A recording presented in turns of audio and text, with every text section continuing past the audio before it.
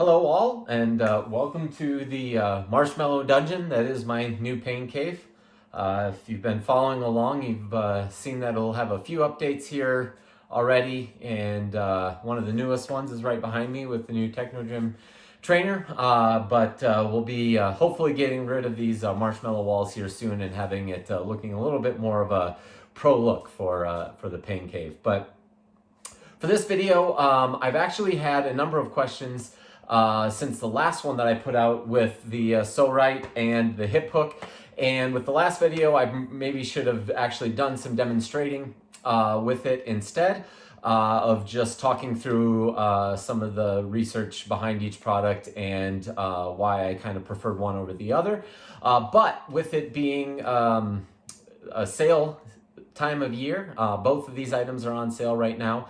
So I thought I would follow up since I have had a number of questions on it and just kind of show through what I was talking about in the last video. Again, if you haven't seen the last video, it should show up here down in the corner. So you can click on that and watch through that as well. And in that one, I talk a little bit more about the science behind it and why the structure of the hip hook, I think, works a little bit better than the Pso-Rite, at least for dealing with the iliopsoas. Remember, the iliopsoas, it's two separate origins, comes together for one common insertion, all right? But when we talk, when we hear about it the most of the time, we're really, and you know, with what this is named after, we're, most often we see or we hear psoas release, or we hear the problem as being with the psoas.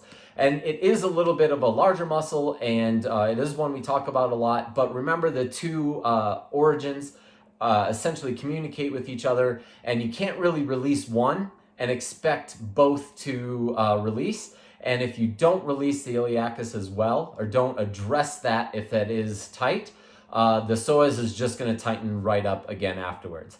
Okay, and so that's why I tend to prefer the hip hook over the Pso-Rite for the hip flexor region. The Pso-Rite does have a couple of other things that it can do quite well, and it can help with the psoas, all right? It's just, again, in my point of view, again, with some of the research I talked about in the last video, releasing one without the other, it's an exercise of futility. You're going to have to keep doing it over and over and over and over again. All right. So again, here, these with the Pso-Rite, this is a little bit too big for what you would want. If any of you have had a massage therapist or a PT or anybody actually go in and release your psoas, they're not coming in there with all their fingers. They're typically making a more of a point or going in with a couple into the area so they can really pinpoint the specific area that they want, and they're moving it around and doing it on multiple areas. With this, it's a little bit harder to do that. You can get in and put pressure on it. When you lay down, because it's so large, it's a little bit harder to relax into. For myself, I actually can. If you get it in just the right spot, you can actually relax, let your breath out, and it can get on the psoas muscle, all right? But with it being kind of a one-size thing and trying to do both sides at the same time, you know, different body types and shapes might have a little bit of an issue with it. If you're using this and aren't sure if you're on the psoas or not, if you just drive your knee down into the floor on one side or the other, it should cause that muscle to flex, and you'll figure it out quite quickly.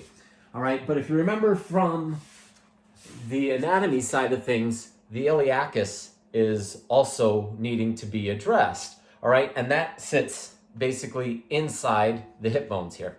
All right, so you have to be able to hook around and get in there. And with this, you just can't do that. Even if you go on one side and try to lean off to the side, you can't get enough pressure to actually get to the iliacus.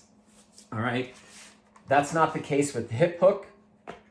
Again, you can just set it down. You're doing one side at a time. you can get in with the psoas, easy to relax into, easy to get to multiple different points on the psoas. All right, and then when you're ready, when the psoas has been released, then you can drive down and hook around, which is why it's called the hip hook. You can hook around and get into the iliacus itself. All right, so again, that's why for addressing the hip flexor complex, I prefer the hip hook over the Pso-Rite.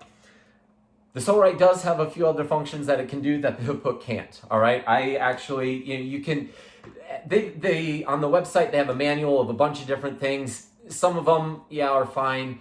Some of them, you can do just as well with a lacrosse ball. But if you have the tool, why not use it, right? I actually don't mind using this on the glute region, right? You can just sit on it and relax back. You can actually flex around almost like an ART type release. You can do the same thing with the upper back as well. Some people use it on their hamstrings, right, to try to almost like a trigger point area. You could do it with your quads if you wanted. They show setting it up on a like a block and trying to use it on the adductors. Again, you can use a lacrosse ball or some sort of, or a tennis ball or something like that to get the same effect. This does have a stable platform, so it does have uses. I'm not saying it's not a good tool. I'm just saying I do prefer the hip hook for what it's actually designed to do, and that's releasing the hip flexor complex or the iliopsoas. One final thing just to remember, if you're using either one of these, you don't want to do this on a really rough or a soft or a shaggy carpet, for example. You want it to be on a nice stable surface. Padded is great because obviously you don't want to be lying on the cement while you're trying to relax into something like this.